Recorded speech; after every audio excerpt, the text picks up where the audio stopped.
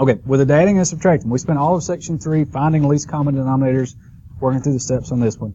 7.4, we actually get to actually start adding and subtracting the parts of it together. And the first few examples, they're going to take you back to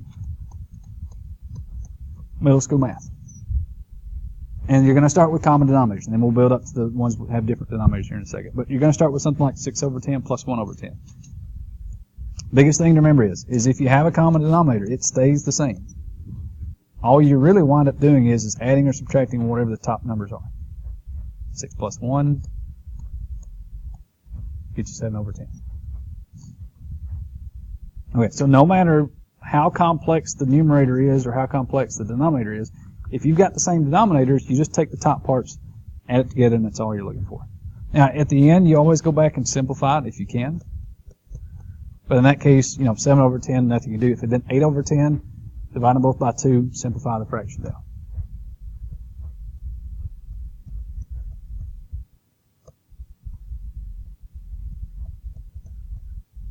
Okay, so let's say you've got 7 over x plus 1, then minus 5 over x plus 1.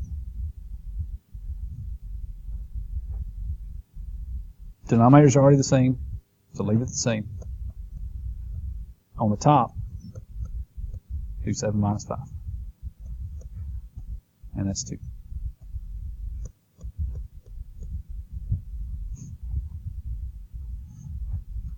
Okay, again, for that one, you had 2 on the top, you had x plus 1 on the bottom.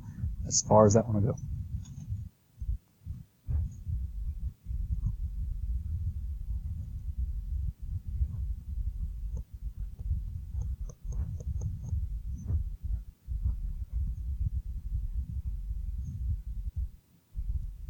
Okay, now here's where it starts to get a little bit trickier.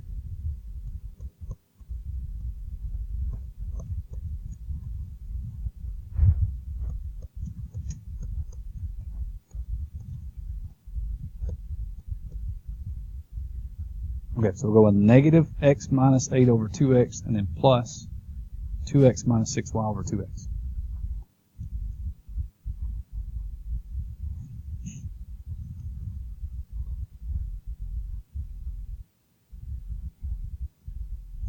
Now, and we'll show you this one. We're going to flip this one around in a second, show you a different way. They could have written the same problem. Just kind of going with what they do, though, just to show you, some of the things you may see. You've got the common denominator, so we've got the 2x here.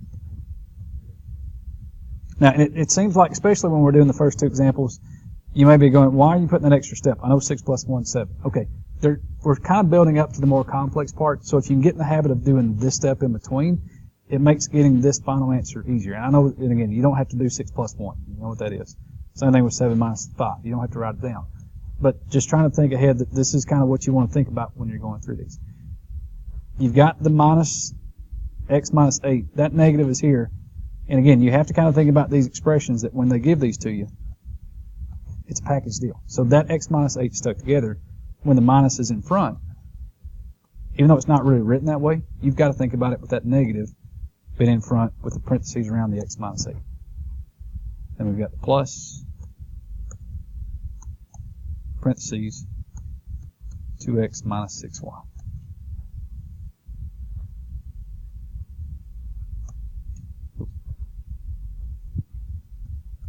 Okay, with the negative in front, you've got to distribute properly with the negative. So make that a negative x. And really, it's almost like putting a negative 1 here. So it's really negative 1 times x and negative 1 times negative 8. So if we do a negative times negative, that's a positive 8y.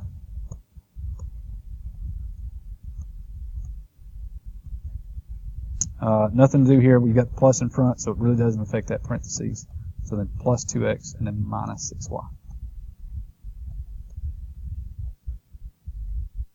Okay, and the other thing that sometimes kind of comes in helpful with these, when you start adding and subtracting everything on the top, you may just want to go back and put the least common denominator right now. Because once you've got it written together, and you've got the least common denominator, you don't do anything with it at all until you get to the very end of the problem. So you've got negative x plus 2x, that's just a 1x or an x. You've got 8y minus 6y, that's a plus 2y. And once you've done everything you can do on the top, pull back in your least common denominator. That's 2x. Because sometimes if you leave this 2x in here, sometimes people get a little cancel happy and they go, oh, there's a 2x here and there's 2x there, and I'll just go back and cancel those two things out, and hey, I don't have a fraction anymore. Yay. No, you got to wait that once you put that top together, you got to simplify the top all the way down as far as you possibly can. And then once you get to the end, if you happen to have the same 2x's in the top and bottom, then you can go back and start canceling things out. So again, I would just kind of leave that as the least common denominator for right now.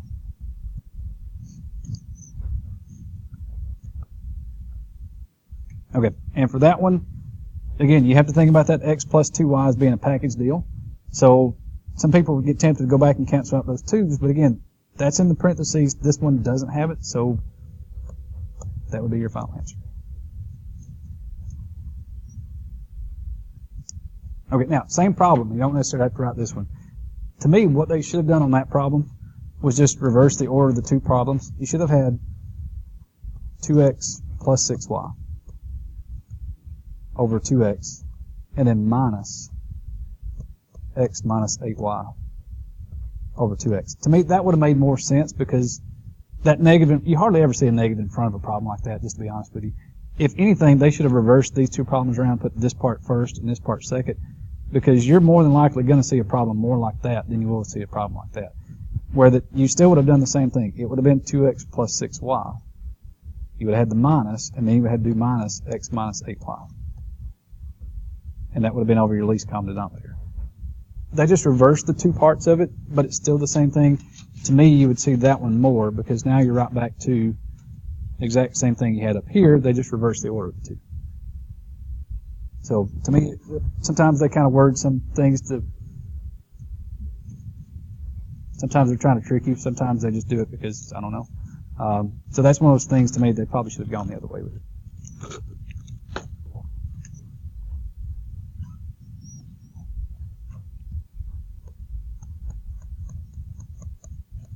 All right, let's give you one where you have to do a little simplifying.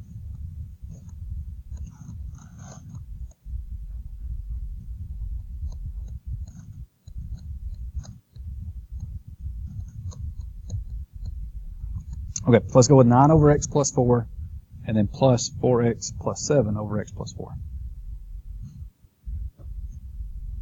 Okay, you have your least common denominator of x plus 4. And if you wanted to, you could put the x plus 4. You could also just put least common denominator. If you want to, that's fine. If you want to put the x plus 4 underneath there, you could. Just to realize that, okay, before we do anything with the bottom, we've got to finish out the top. So we're going to go back and do 9 plus 4x plus 7. Or you can just leave the bottom blank for a little bit. You've got 9 plus 4x plus 7. You can do 9 plus 7 and make it 16.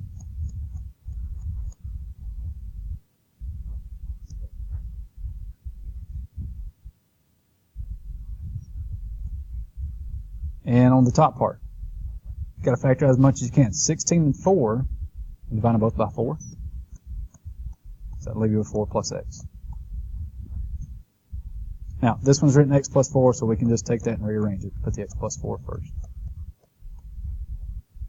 And then once we've got, again, this is still our least common denominator. Not really worried about what it is. We have it. Once you've factored everything, you've done all you can do at the top. You've added everything, subtracted everything, combined all the like terms. You look at it and see if there's anything you can factor. Then you pull your least common denominator back in. Now you do have the same thing on top and bottom. So then you can cancel those two pieces out. So that's 4 over. Now here's something that doesn't happen yet, but when you factor things out, remember, you can go back and put 1's in their place. So that's 4 over 1, which just means that's just 4.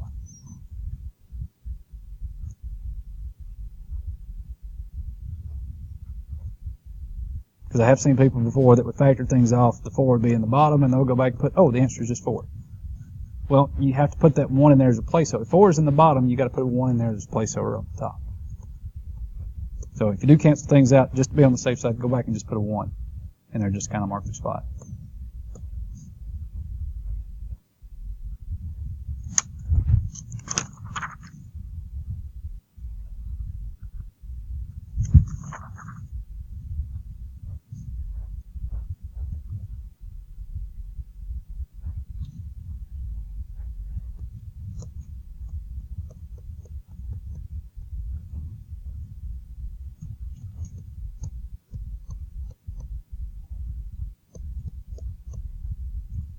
Okay, for example 5, let's go x squared minus 7x over x minus 3.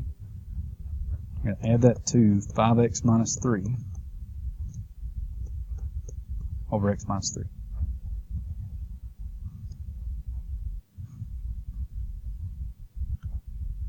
Okay, they gave us x minus 3 as the common denominator, so we know it's going to be there. And again, if you don't want to write the x minus 3, just so we don't do anything weird with it, just go ahead and put the LCD. We know what it is. We know it's x minus 3. So if you want to leave it there, that's fine. It's the top part that you've really got to work on when it comes down to that part. So we've got x squared minus 7x plus, and we're going to add in the 5x minus 3. Okay, good thing about this one is there's no distributive property, nothing here, just combining like terms. So that's x squared minus 2x minus 3, and that's over the least common denominator.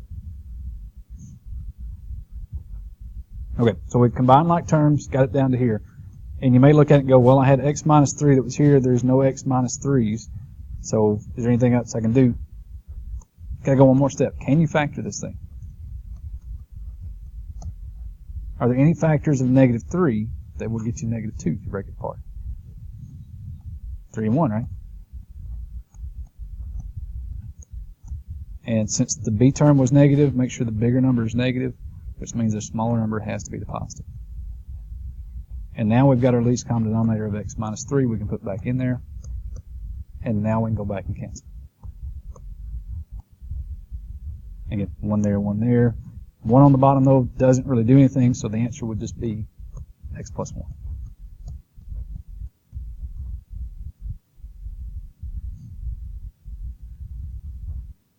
Okay, so again, they're just getting you set up, combining your terms, do everything you can do. Once you get to the end, you've done everything you can do with the top part, you've got to go back and see if you can factor it. And most of the times with expressions, there's at least something in there you can probably do to factor.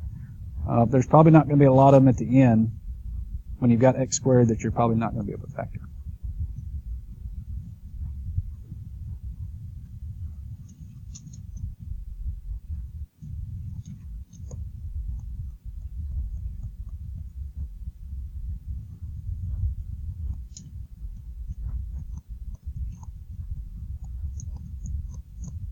Okay, example 6, they finally give you something where you don't have common denominators.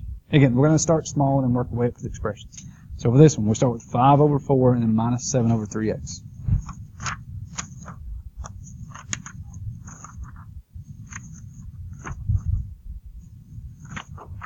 Okay, so the very first thing you have to do is you've got to find out what that least common denominator is. So we'll find the least common denominator of 4 and 3x. Well, number-wise, they're totally different. You've got 4 and 3, so we've got to multiply that together and get 12. This one's got x to the first. This one doesn't have an x, so you take the highest power, which would be x to the first. So your least common denominator is going to be just multiply everything together. Get 12x.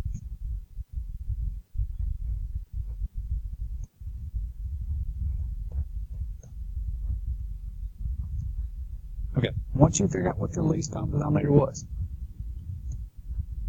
for this problem, then take it one little piece at a time. Now, here's the thing you've got. We had 5 up here. We had the minus. We had the 7. I would say go back and just write the original denominator in there.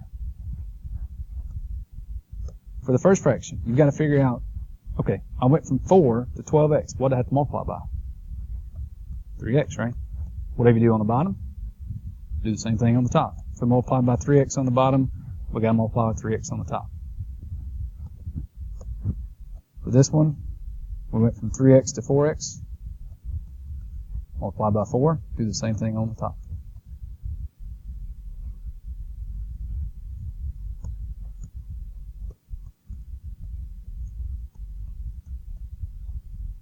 Okay, so now you've got 5 times 3x for 15x minus 7 times 4 for 28.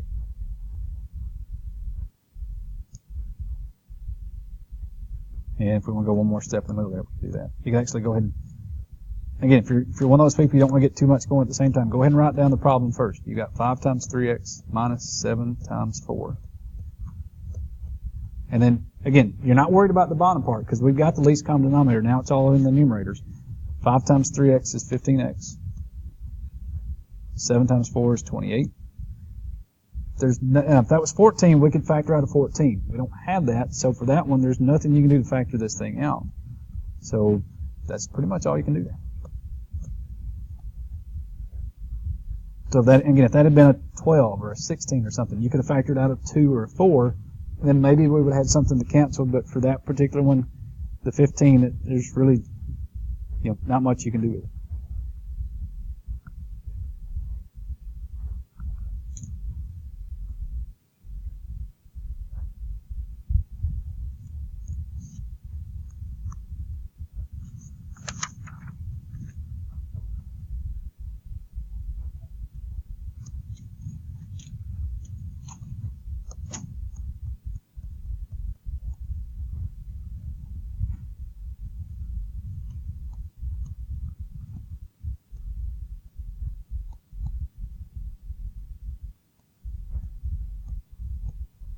Okay, let's go with negative 1 over 8d and then plus 7 over 6d.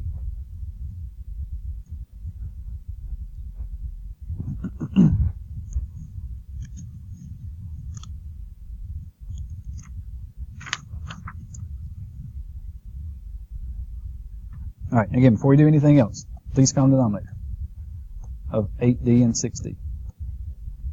Okay, they both have d, so we know we got to have a d in the answer. And with 8 and 6, you're just going to figure out the first number that 8 and 6 will have in common. Now again, for those numbers, you can break it down or just list the multiples, and that's probably the fastest way to get there. If you count off by 8s, it's 8, 16, 24. If you count by 6s, it's 6, 12, 18, 24. So there's your first number they have in common. So if we count by 8s and 6s, they both have the 24 in common. You've got basically d to the first and d to the first, so we take the highest power, it's just d.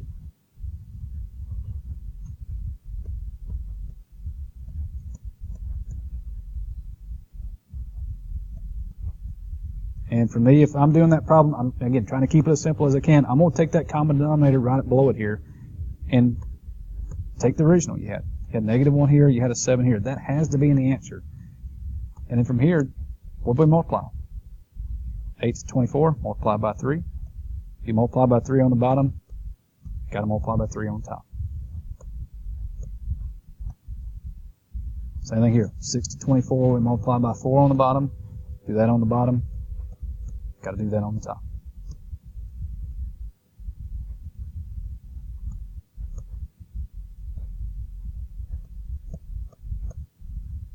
So we've got negative 1 times 3. Now, and with the plus sign, usually it's not that big a deal. With the minus sign, as we start moving in, sometimes you have to be a little bit careful with that minus sign. But again, if you want to take that one extra step, just to make sure we don't do too much at one time, just put these numbers on one common denominator. And everything you've got to do is in the top now. So it's negative 1 times 3 for negative 3. 7 times 4 is 28. If we do negative 3 plus 28, 25. As far as we can go, right? It's just a number. Then you can bring in your least common denominator, which was 24d, and see if you can simplify that one. Now, simplifying means don't make it into a mixed number. Just, is there anything you can divide out of that fraction if it was that way? That's about as far as that one will go, so that would be the answer that you're looking for.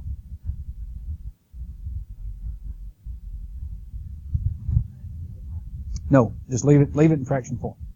They don't worry about mixed numbers. I say just leave it in fraction form and you're good.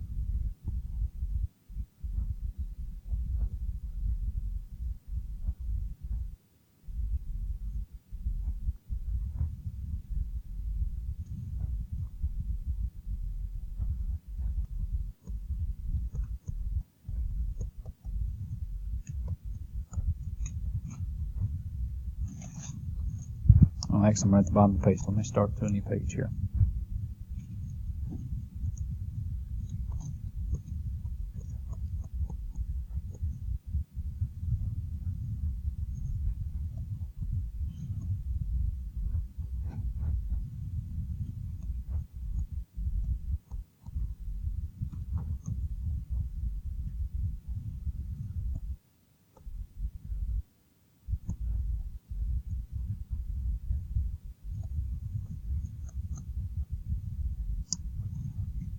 Alright, let's go with negative 6 over 7 x v squared x minus 5 over 3 v to the third x squared.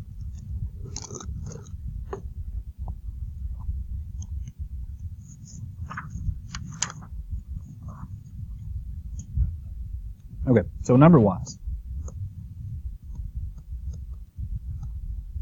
gotta go 3v to the 3 x squared.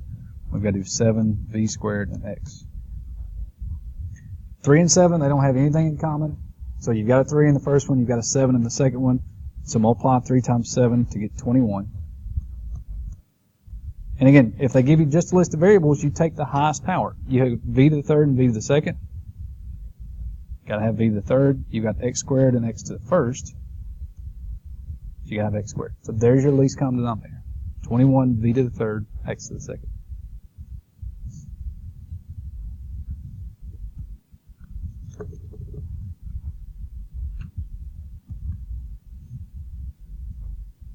Okay, so there's our new denominator.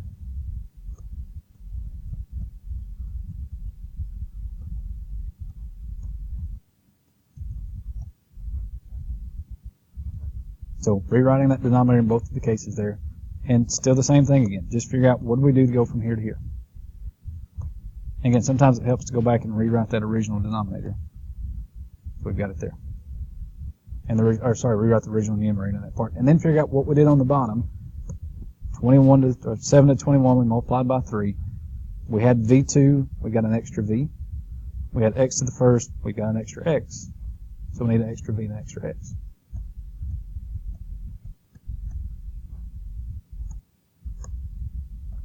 From here to here, 3 to 21, we multiplied by 7. The v stayed the same and the x's stayed the same, so didn't have anything extra. So we just need to multiply by 7.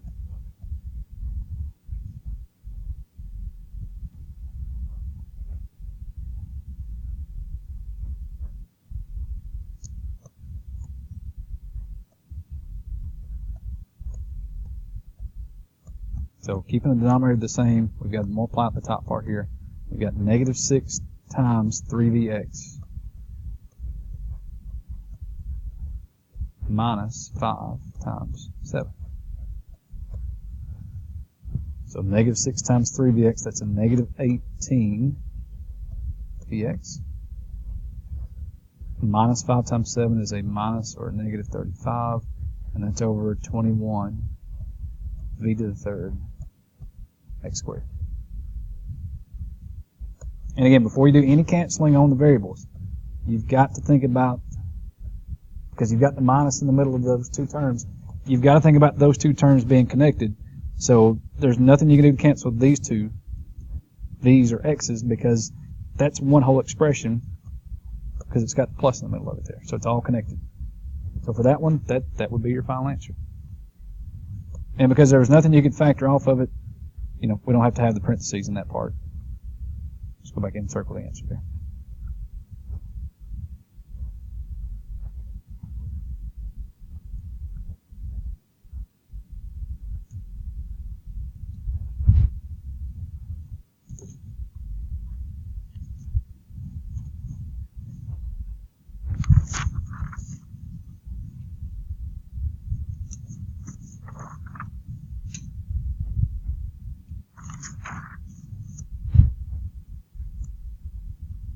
Okay, so here's where we go back to a problem that we had earlier.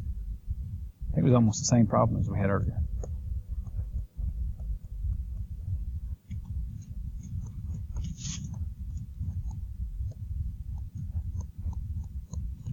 Let's go with 7 over x and then minus 5 over x plus 2.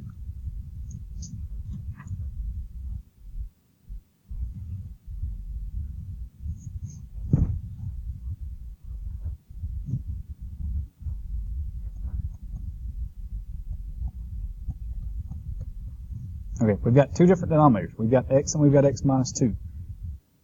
And again, you've got to think about that x plus 2 because it's got the plus in there. That's stuck together. That x plus 2 is one separate denominator. That's our two different denominators, so that's got to be our least common denominator. So it's just going to be x times x plus 2.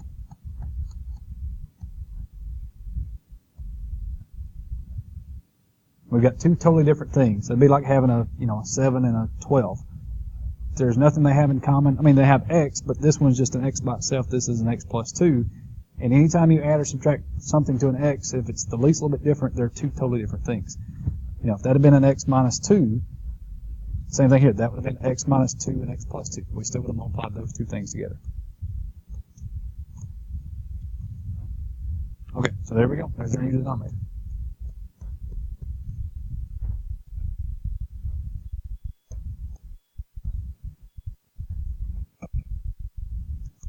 I need a 7 on the first one and a 5 on the second one.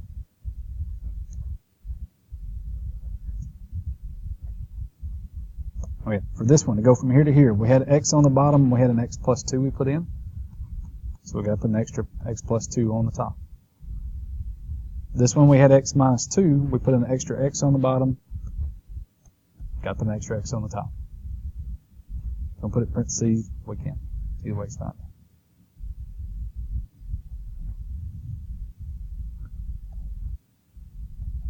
Alright, we put it all together. Again, this first step is kind of an in-between step that we've got to do. Here's one where sometimes it helps to take that extra step. We've got 7 times x plus 2 minus 5x.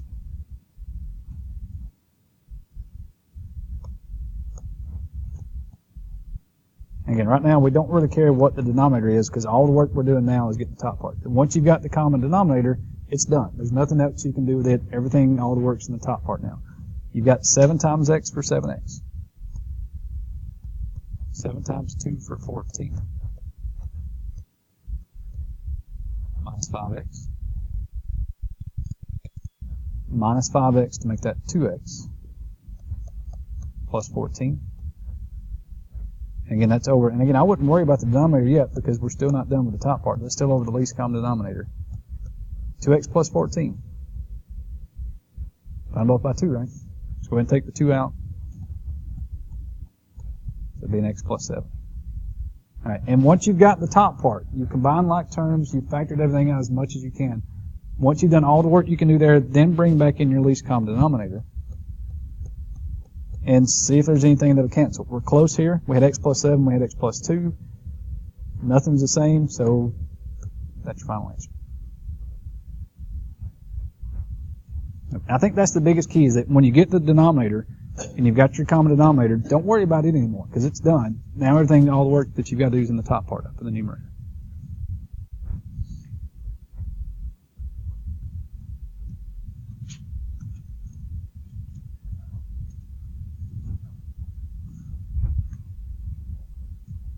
All right, almost done with this section. Got a couple more we got to do.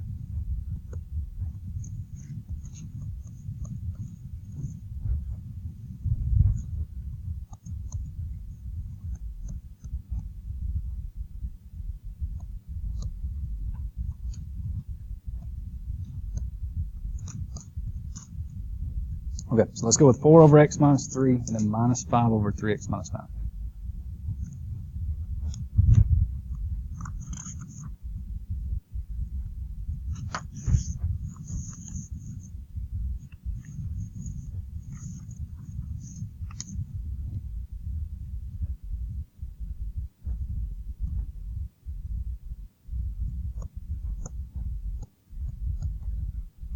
So we're going to find the least common denominator of x minus 3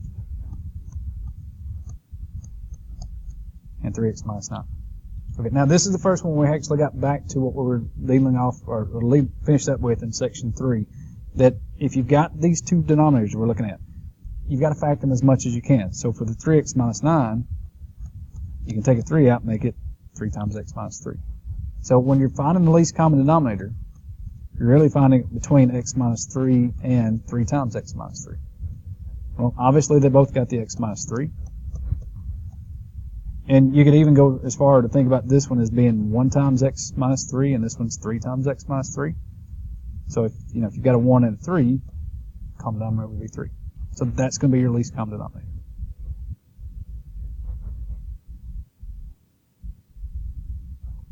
Okay, so that's what we're going to rewrite this part as. So it's going to be 3 times x minus 3 on the bottom.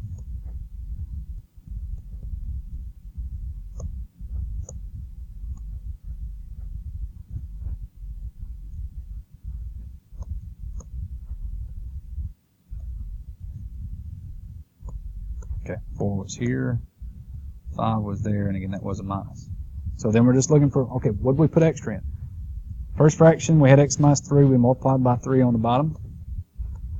Got to multiply by 3 on the top. Second one, now we had 3x minus 9, but when we factored out the 3, that made it 3x minus 3. So that didn't change anything. So if we didn't change the bottom here, we don't change the top there, so that one's done. We got 3 times x minus 3 on the bottom. 4 times 3 is 12 minus 5. That makes 7 over 3 times x minus 3. And the 7 over 3 doesn't cancel. There we go. So there's the answer we're looking for.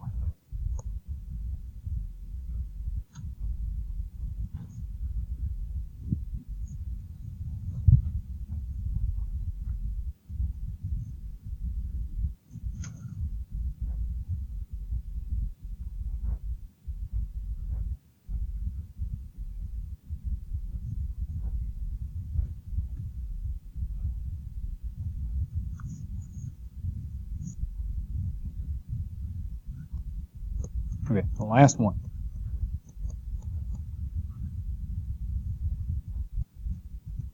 And of course I saved the best one for last.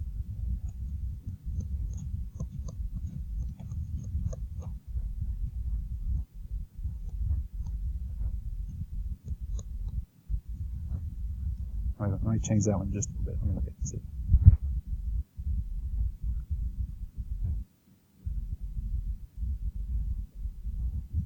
All right, let's do this. Let's change that last part of it right here. Change that to a minus. And make that a 4.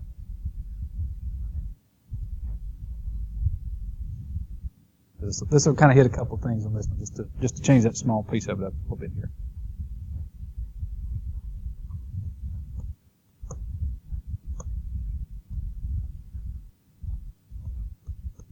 Okay, so we're finding the least common denominator of 3x squared minus 10x plus 7 and x minus 1.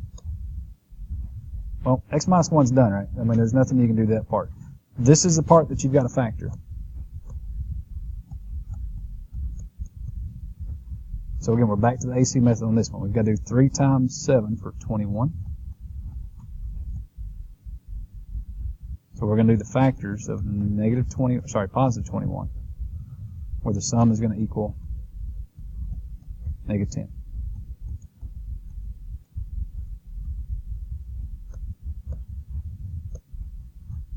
Okay, the good thing about 21 is there's only 2 choices. It's either 1 and 21 or 3 and 7. The only way you can get 10 is you're going to have to use the 3 and 7. And since that b term is negative, that's got to be the same sign on the bigger number. And then if we do a positive divided by negative, that means the 3 is also going to have to be a negative.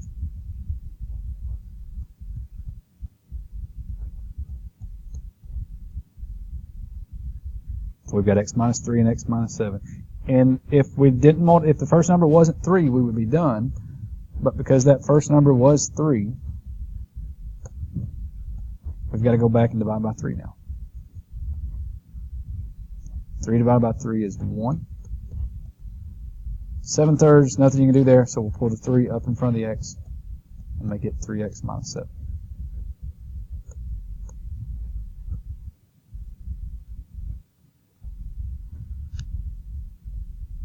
Okay, so if we look at everything we've got factored, you had an x minus 1 here, you've got an x minus 1 here, and a 3x minus 7.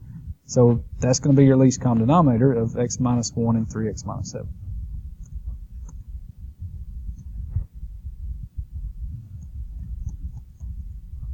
Oh, sorry, x minus 1.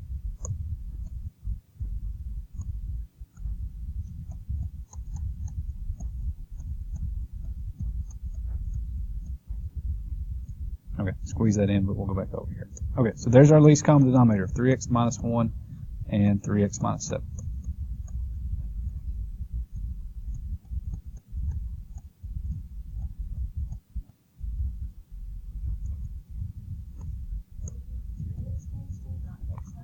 Oh, sorry. Got happy with the 3s there. Thanks for catching me.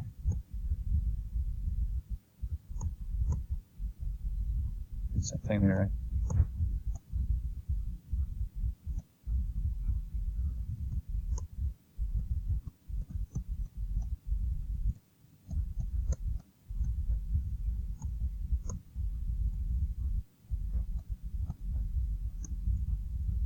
Okay, so we've got those two denominators written out. And the first one, again, we factored this one off to get the x minus 1 and the 3x minus 7, so we didn't change the bottom, so again, we don't change the top.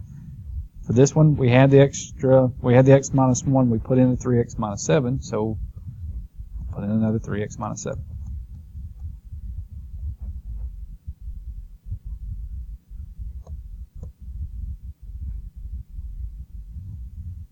Okay, so we've got 2 minus 4 times 3x minus 7.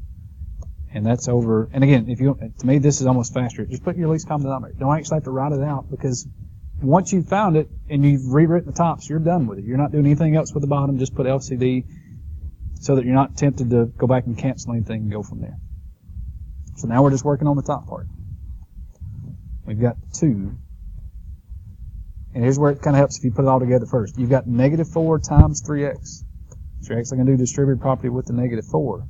So it's negative 4 times 3x for a negative 12x. Negative 4 times negative 7, that's a positive 28.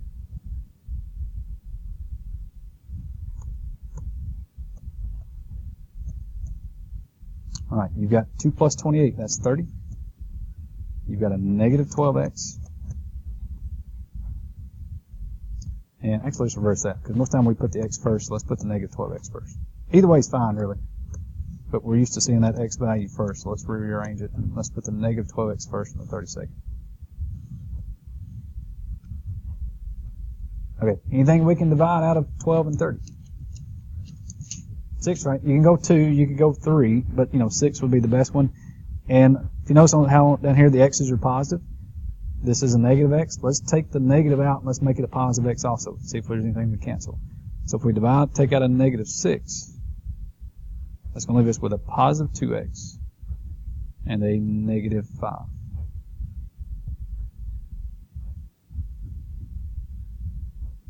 Alright.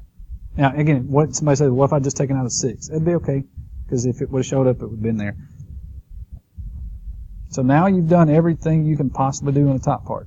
We combined like terms, we got it to the end. Oh, found out they had something in common. We took that out. We've done everything you can do with the top part. Now you bring the bottom back in, which was x minus 1 and 3x minus 7. And then tell me, is there anything that cancels? All right, so that's it. So that would be your final answer there.